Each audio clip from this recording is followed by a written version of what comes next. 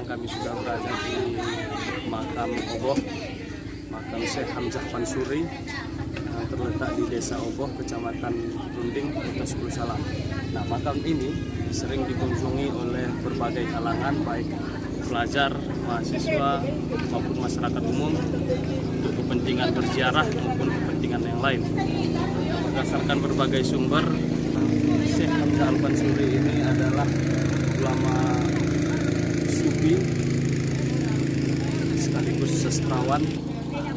Diperkirakan ulama ini lahir pada abad ke-16 yang sudah berbagai macam melahirkan karya-karya, baik itu karya kitab-kitab dan sastra-sastra yang sampai hari ini masih sering dipakai oleh berbagai ilmuwan, dan makam ini juga sering dikunjungi oleh berbagai orang, baik dari lokal ataupun dari luar negeri.